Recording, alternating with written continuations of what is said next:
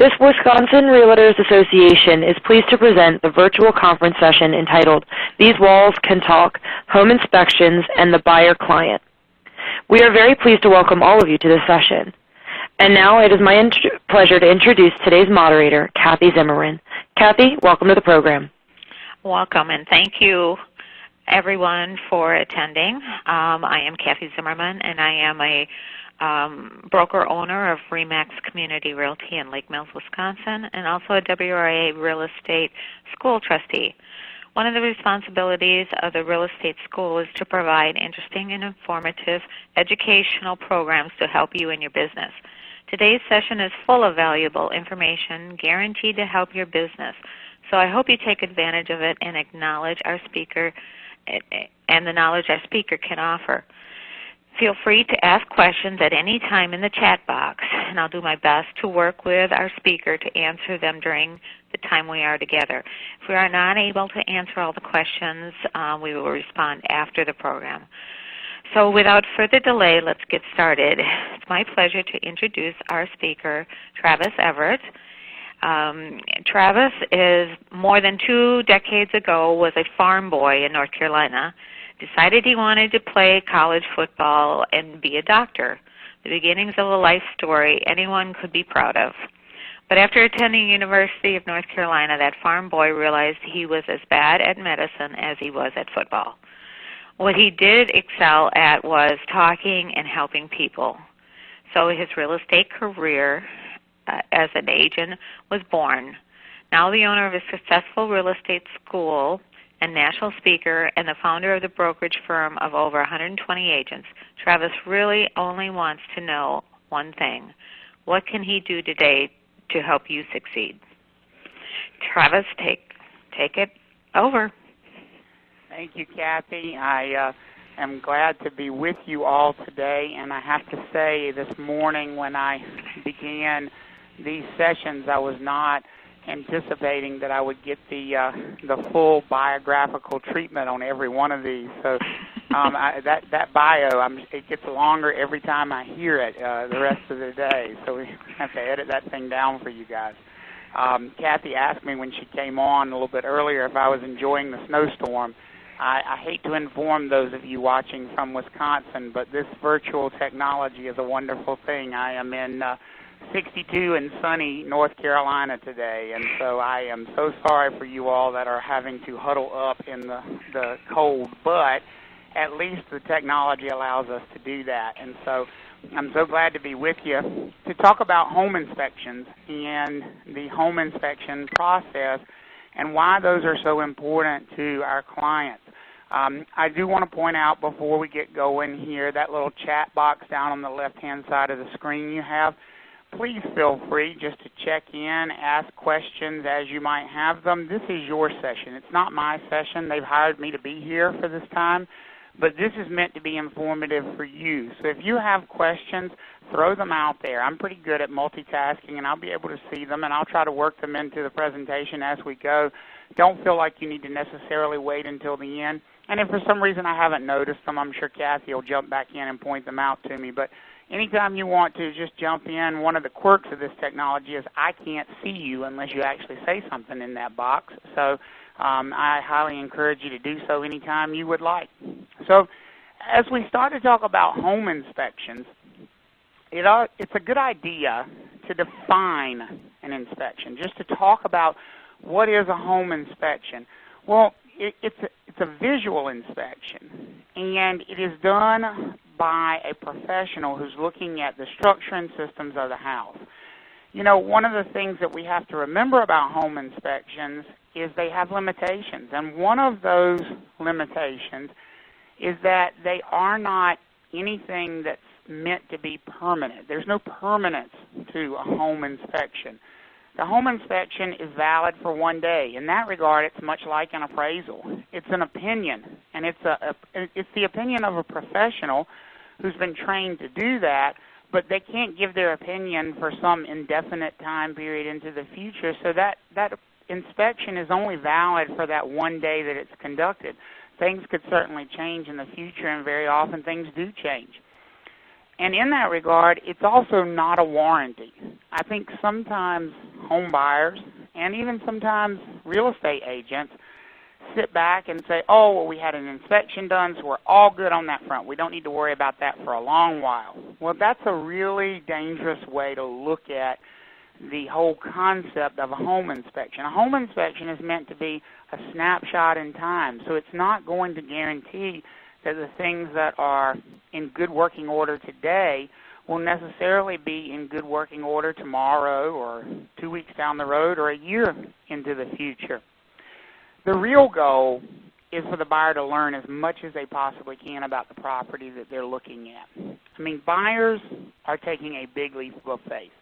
When we talk about buyers and what they're committing to, in many cases, this is the largest commitment that a buyer or consumer might make in their entire lifetime. This is going to consume a huge amount of the next decades of their life. 30-year mortgages are no joke. And so we're asking buyers to make a huge financial commitment, a huge emotional commitment, a huge commitment of their time, their energy, their emotion. And realistically, the inspection is a huge part of that because it allows them just to have as much information as they possibly can about the property before they move forward. When you talk about how to choose the right home inspector, the choice is a really important one. And the reason we have to talk with real estate agents about how to choose the right home inspector is the reality is that we know very often our buyers don't already have service providers in mind. It's very uncommon to find a buyer who's so sophisticated that they already know exactly who they want to use as their lender. They know who they want to use as their appraiser. They know who they want to use as their home inspector. So often, the real estate agent becomes the best point of reference that the buyer has for all of those recommendations. So understanding how to choose a home inspector is really very much the function of a buyer's agent. One of the things you should always remember in the state of Wisconsin is that home inspectors in Wisconsin are required to pass an examination, which is administered by the state through the Wisconsin Home Inspection Statute, as well as there is a national home inspector's exam that has to be completed by all inspectors in the state of Wisconsin. So I give a lot of credit to your state for taking licensure to the next step. There are lots of states in which home inspectors really don't have any sort of mandatory testing or licensure, so it's a good thing that you've protected the consumers in that regard, and that helps you obviously choose people who are more qualified to help you with that process. I would recommend they're full-time. I know that some home inspectors are moonlighters. I know that some of them do it as a part-time business. They may also be general contractors, or they may also be real estate agents. That comes around from time to time. But it's always a good idea to find someone who works in that industry full-time, that dedicates all of their time and energy toward being the best home inspector that they can be. It's also a good idea to ask them if they're a member of any of the national home inspection organizations. The largest is called ASHI, the American Society of Home Inspectors. So that's one that you're most likely to find. But that's a good indication, just as being a realtor is a good indication of you as a licensee taking your profession to the next level and taking the professionalism seriously. For a home inspector to be a member of ASHI is the same idea. They've obviously taken it quite seriously, that they show that they are dedicated to their industry. And finally, when you're choosing a home inspector, make sure that the report, the information, what they're giving you and your clients makes sense, that it's presented in a very concise, informational, objective, and professional manner. One of the worst things you can have happen in a transaction, in my opinion, is to have a report, a document, an inspection come as part of your examination of the property, and it just be terribly unprofessional. It look unprofessional. It have typos. It be grammatically incorrect. Obviously, the other side of the transaction and your client are going to judge you based on the totality of the situation. So make sure that when you choose an inspector, you've looked at and asked for copies of home inspection reports that they've done so that you can ensure that you are getting what you want for your clients, so that your clients can make sure that they are going to be represented as well as they possibly can in the transaction. So just ask for a couple of copies of reports and make sure you know what you're going to get. Again, last warning, they're not guarantees. The home inspection is never meant to be a guarantee. You should always prep your buyer client against that. One of my most common experiences as both an agent and then a managing broker was dealing with expectations that were not met, and that almost always started with buyers who were poorly prepared.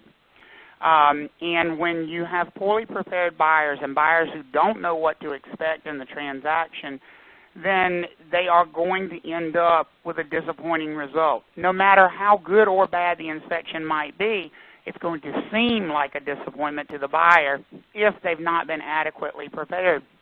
So one of the things to prepare them for is to say, you're going to have issues. This is not going to be a perfect inspection report. If you're looking for someone to go out and look at this house that you've fallen in love with and just say, oh, it's perfect, that's not what we're going to likely find with a home inspection. The home inspector's job is to find the flaws. And every property has flaws. It almost has to. We're talking about structures that involve hundreds, if not thousands, of different systems that have to work together. There are always going to be issues with any property, and so preparing your buyer for that is a huge part of getting them ready to go. The other thing that you should prepare a buyer for is that there could be other inspections. We don't know what we don't know. And what I mean by that is we simply don't know what all of the inspections will be required in this transaction. We can't possibly know that until we've started to look at things. And it is very often that the initial home inspection triggers a need for future inspections. And so we should prepare the buyer for that as well, because there could be additional costs associated with those other inspections.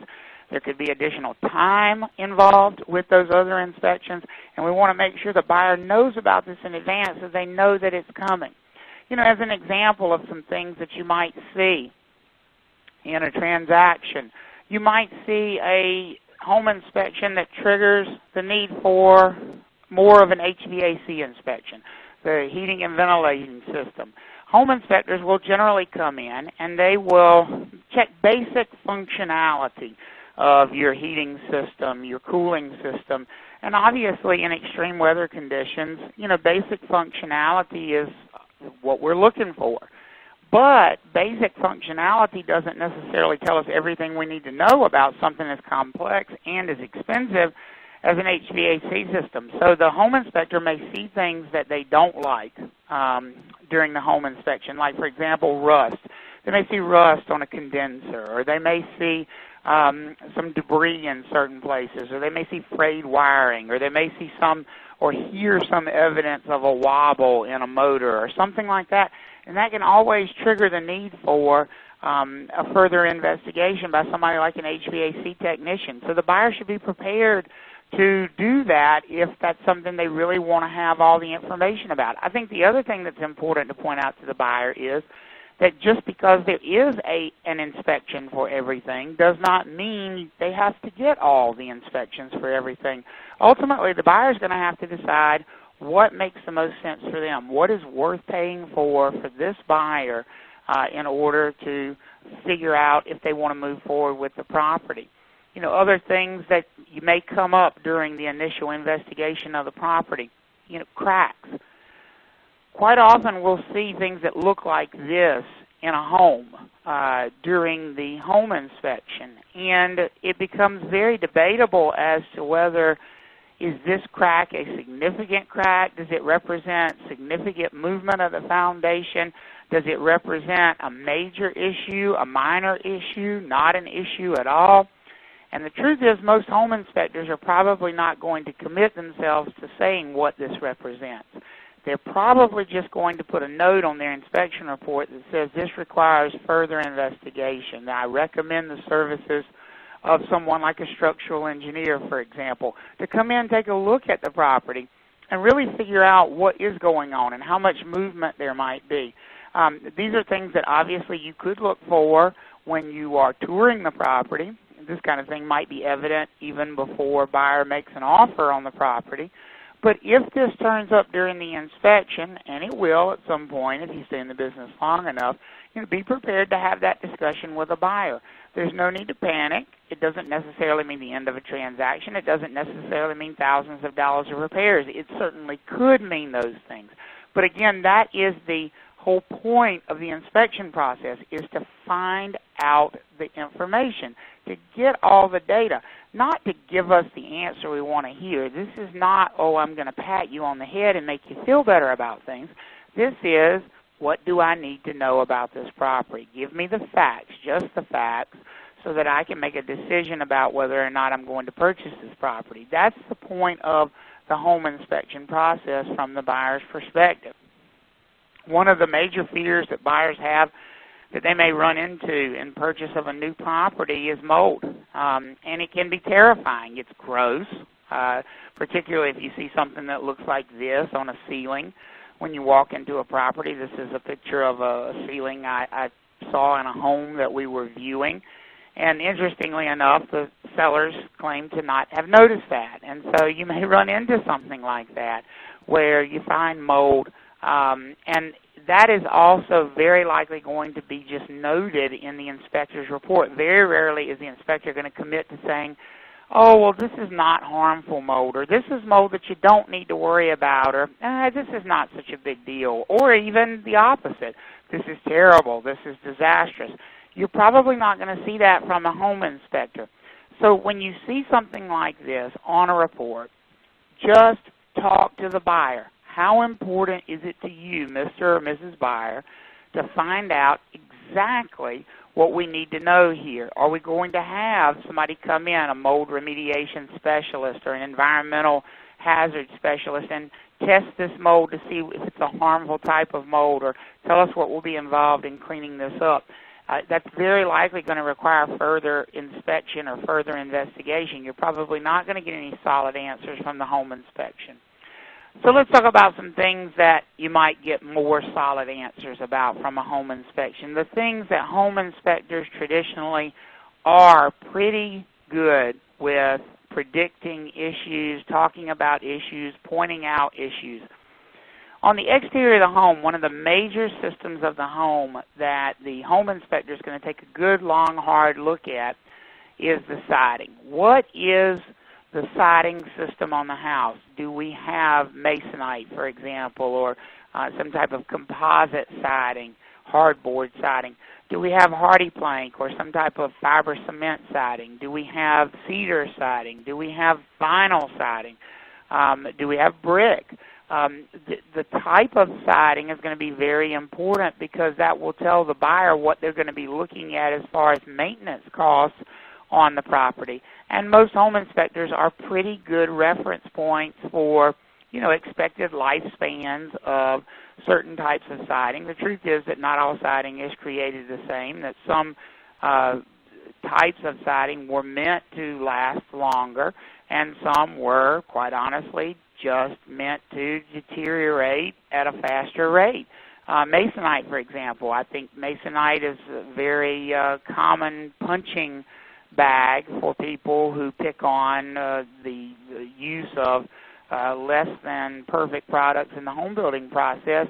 And it is. It's not a perfect product. It's far from it. But the interesting thing is that even when masonite was installed, before we were aware of all the issues with it, it was expected to have a 25-year lifespan, and in most cases it's exceeded that lifespan. So just having a discussion about the type of siding, how it's installed, is it installed correctly, are there nail pops, are there waves in the siding, is it adequately attached, is it attached correctly, or is there adequate ventilation for it, is it sealed and painted correctly?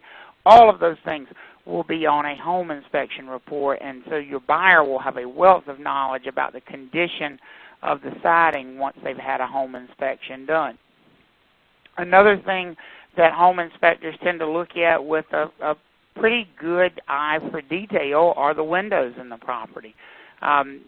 Most home inspectors are well versed in the different types of windows, and probably more importantly, in the different manufacturers of windows and what you could expect in owning a property that has windows made by one manufacturer versus windows made by another manufacturer.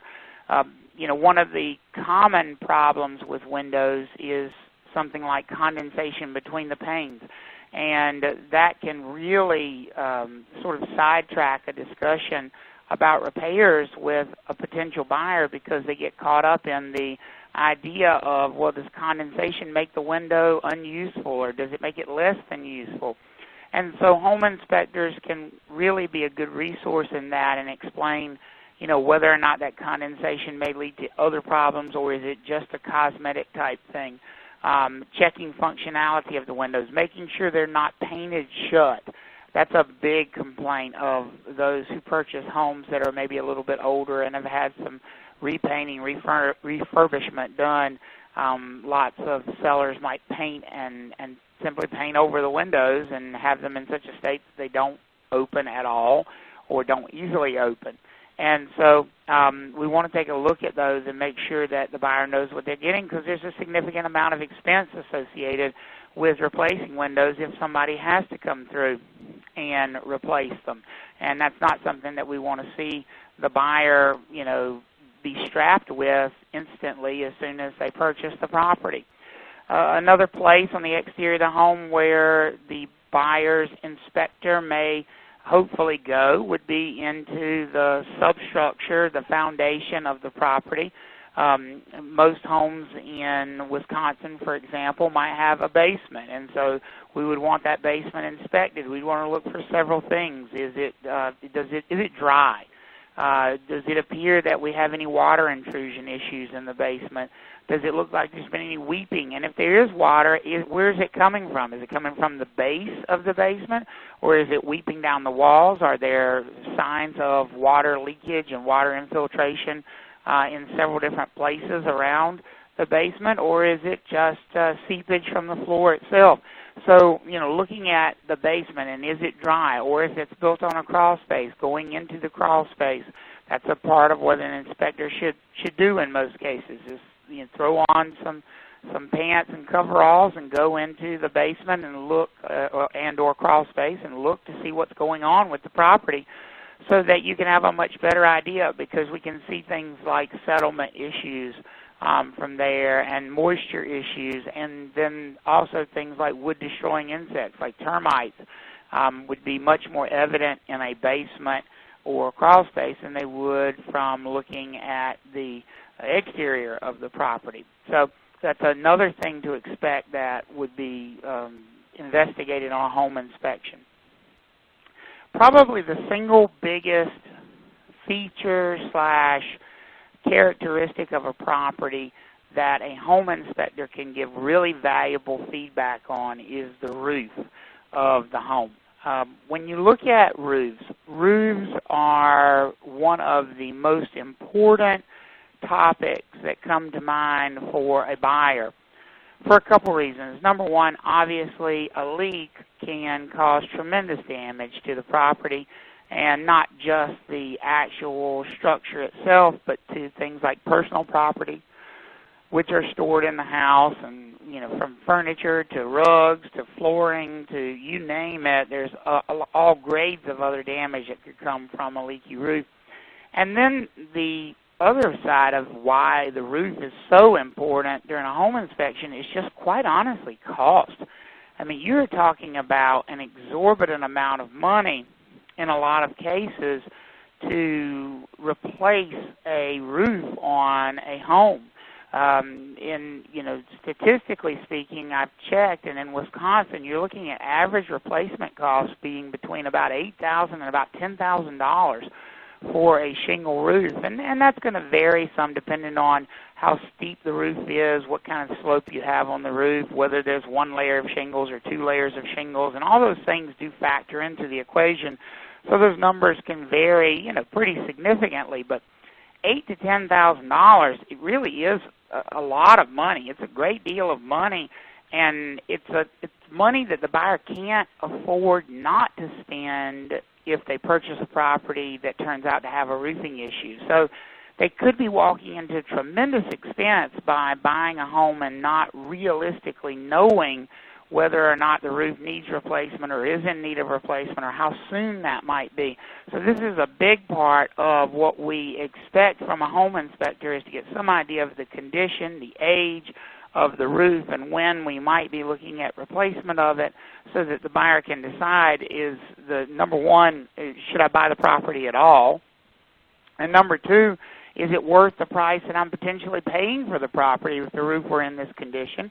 And number three, of course, if the buyer has any sort of inspection contingency in their contract, which they might have, then what kind of repairs can we reasonably ask the seller to make before we get to closing? Because some of you obviously are using inspection contingencies as part of your sales contracts, and so we want to know what should be asked for with regard to that roofing structure and the shingles, and make sure that they're in good enough shape, or what replacement should we ask for.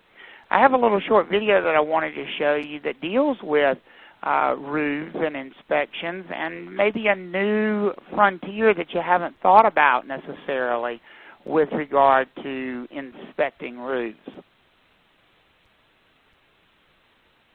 My name's Bretton Woodford. I'm with AmeriSpec Home Inspections. Whenever somebody buys or sells a home, or if they're just curious about the condition of their home, we'll come out and inspect over 400 points, make sure everything's in working order. The holes on the bottom are a direct indication that it's termite. All of that water comes down and you get water damage right there. The roof is always one of the most important aspects of a home inspection, because if anything is wrong with the roof, it can be one of the biggest dollar items to fix it.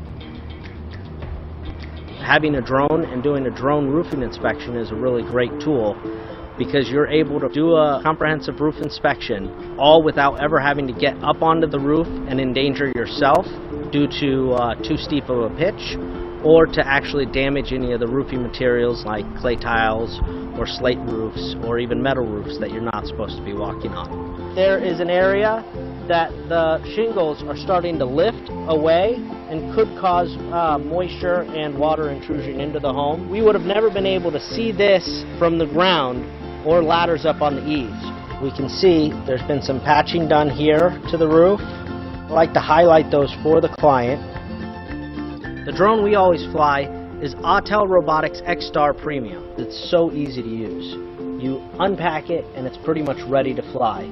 You've got the auto start and auto takeoff buttons right on the controller, and you really don't need much experience. That gives you an idea of something that can be done as part of a home inspection to show exactly what issues we might have with the roof, and that's a huge benefit to our buyers. Lots of home inspectors now are beginning to add drone photography or unmanned aircraft photography to their services, and I know we're seeing drone photography be a big part of marketing, but we haven't necessarily seen it already as a big part of the inspection process. But it opens up that frontier, so to speak, and allows us to consider, well, could we use this as part of a home inspection?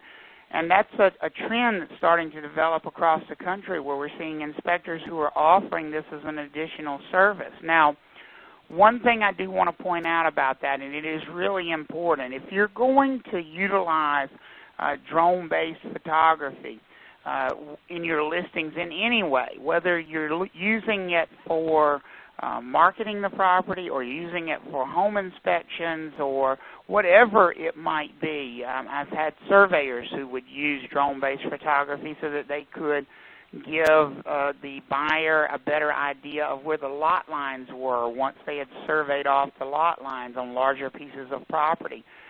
whatever purpose you have in utilizing the unmanned aircraft or drone for that service, I want you to keep this in mind. That is considered a commercial use of a drone by the FAA. And yes, I do mean that FAA, the Federal Aviation Administration. So if you're going to use a drone for that purpose, make sure that you recognize there's certain licensure involved with that. The last thing we want to see is you hiring a service provider who does not have the correct licensure and getting yourself into trouble. So make sure if you're using someone who offers those services that they do have the correct licensure for it. And if they don't know what you're talking about, they likely don't have the correct licensure. So just be careful with that. So some other things that you might expect to see with a homeowner's inspection or a home inspection, whether it's being done for buyer or seller, and we most likely see them done for buyers in most cases, on the interior, some plumbing tests.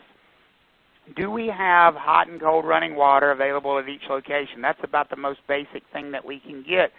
Is it draining properly? And on the front of drainage, do we want to have a separate inspection done for the wastewater disposal system?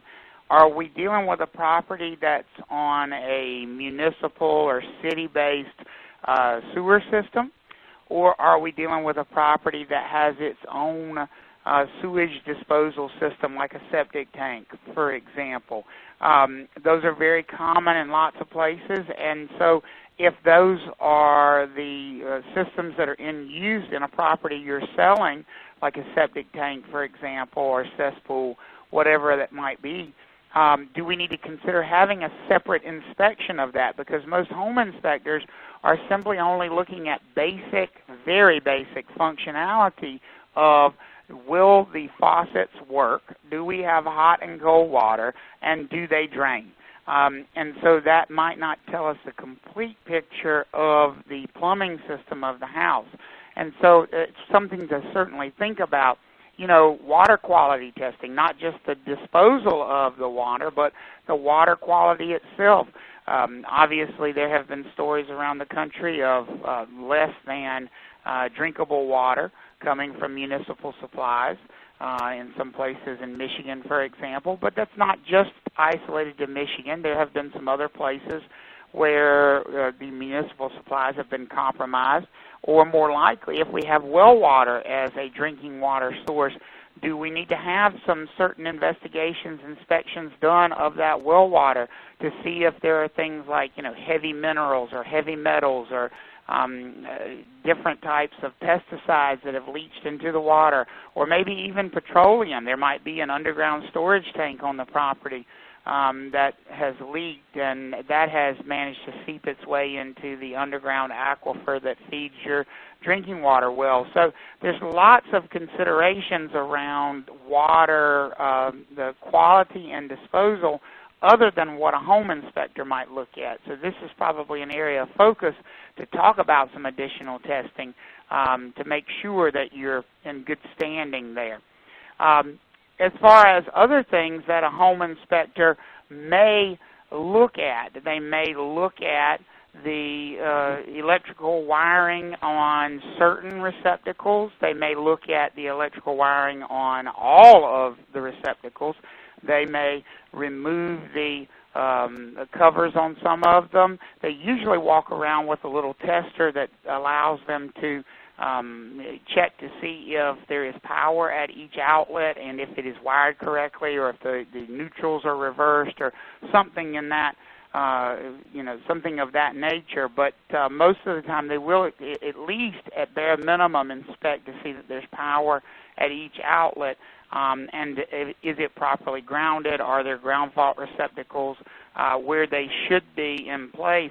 That's something that the home inspector will definitely take a look at. In addition to the electrical panel itself, they'll usually take the cover off the electrical panel and make sure that they don't see any obvious signs of problems. They may have an infrared heat sensor to see if anything looks overheated. They may look for burned wiring or melted insulation panel wiring. They may look for what they call double-tapped breakers, where a circuit breaker has two circuits attached to it at one time.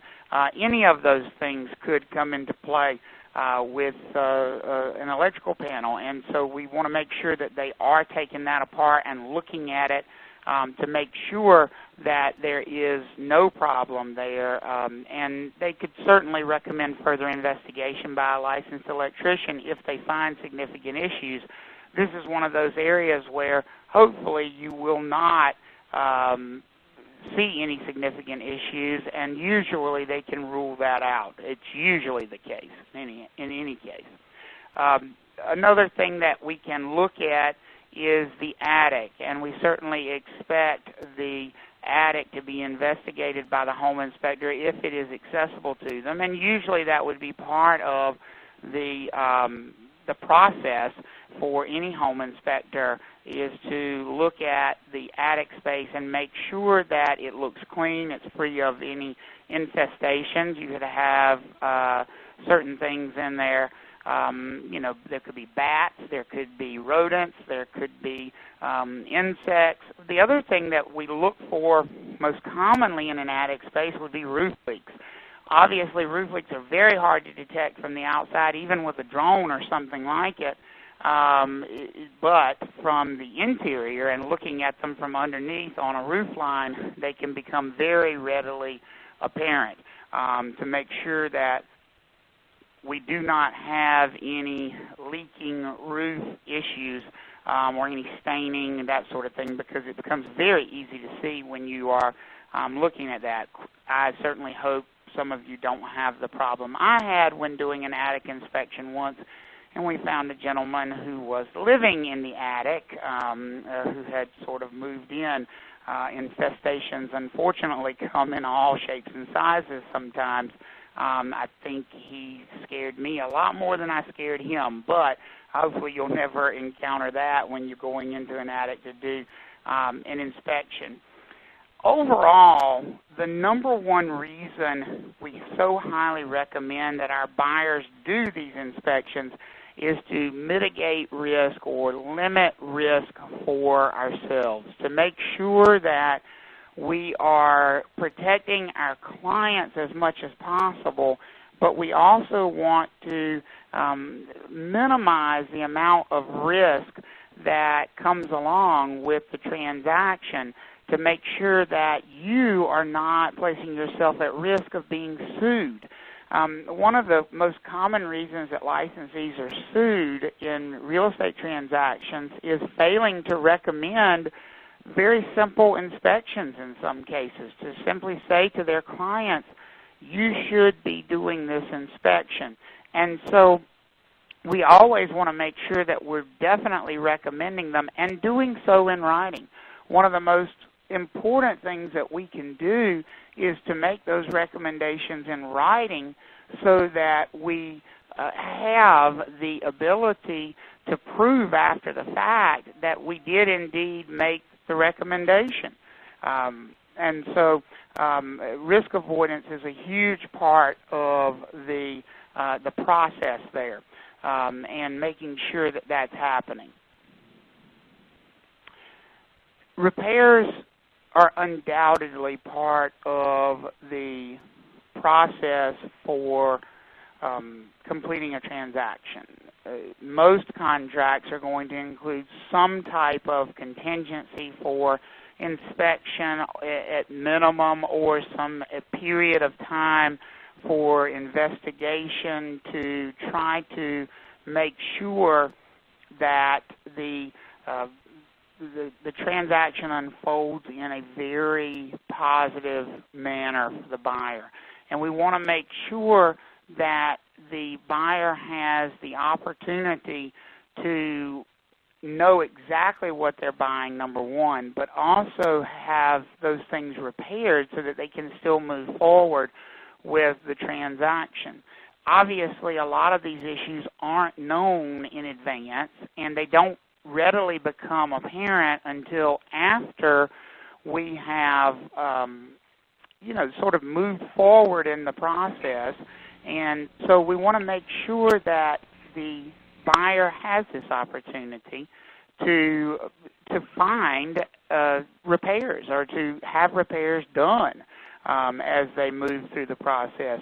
And so one of the things we look at is the contract. And the contract that most of you all are probably using, which is the standard contract there in Wisconsin, has the ability to place a repair contingency or inspection contingency where things can be noted in advance as items that the buyer could take exception to, and that a buyer could essentially say, you need to fix this or I'm not moving forward with the process.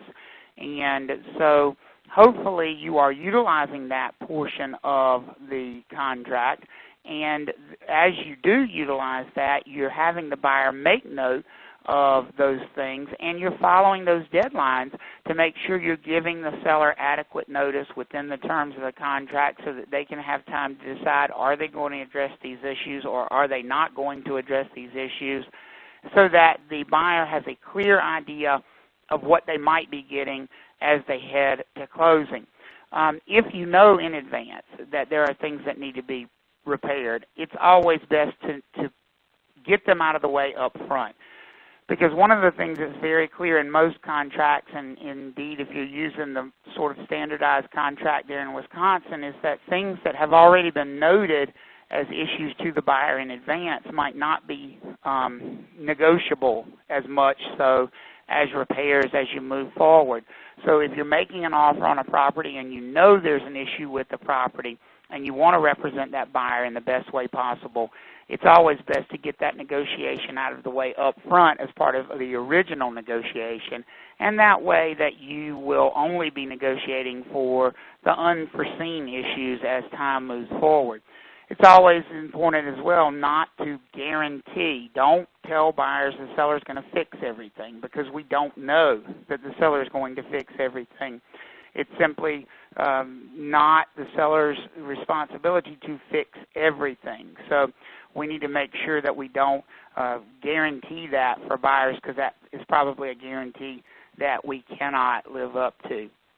And that does sort of bring us to the end of the presentation. I haven't seen anybody put any questions in the box over there, but if you do have questions, you certainly have an opportunity to send them in there. And if you don't have them right now, you can certainly send me an email and ask those questions as we move forward in time. You may think of something tomorrow or at some time later, and I am happy to answer those anytime you may have them. I've enjoyed the time with you, and hopefully you've gotten something out of the session today.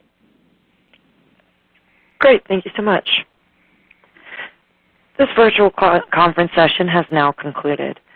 Please close this window to exit out of the session and return to the main conference site to choose the next session to attend from day one's agenda page. Thank you. You may now disconnect.